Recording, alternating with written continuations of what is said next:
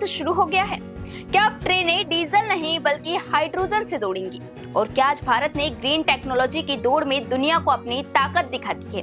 अगर हाँ, तो ये सिर्फ एक नई ट्रेन की शुरुआत नहीं बल्कि भारतीय रेलवे की भविष्य की नई दिशा है। जी हाँ, भारत ने रेलवे के इतिहास में एक नया अध्याय जोड़ दिया है।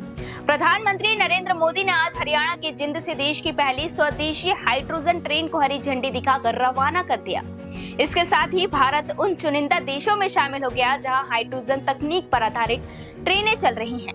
लेकिन सवाल यह है कि आखिर ये ट्रेन इतनी खास क्यों है? ये काम कैसे करती है? क्या भविष्य में ये डीजल इंजन की जगह ले सकती है? और यात्रियों को इससे क्या फायदा मिलेगा? तो आइए समझते हैं।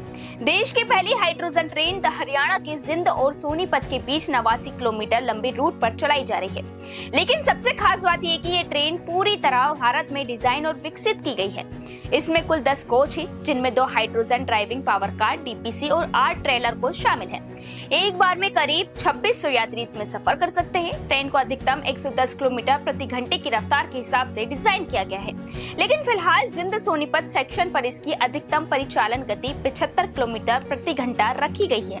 अगर इस ट्रेन की सबसे बड़ी खासियत की बात करें तो यह ट्रेन डीजल से नहीं बल्कि हाइड्रोजन फ्यूल सेल तकनीक से चलती है। फ्यूल सेल के भीतर हाइड्रोजन और हवा में मौजूद ऑक्सीजन की रासायनिक प्रक्रिया से बिजली पैदा होती है और यही बिजली ट्रेन के मोटरों को चलाती है।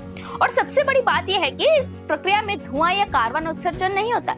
इसके बजाय केवल पानी और जल वाष्प निकलती है, यानी प्रदूषण लगभग ना के बराबर होगा। और यही वजह है कि इसे भारतीय रेलवे के नेट जीरो कार्बन उत्सर्जन लक्ष्य की दिशा में एक बड़ा कदम माना जा रहा है।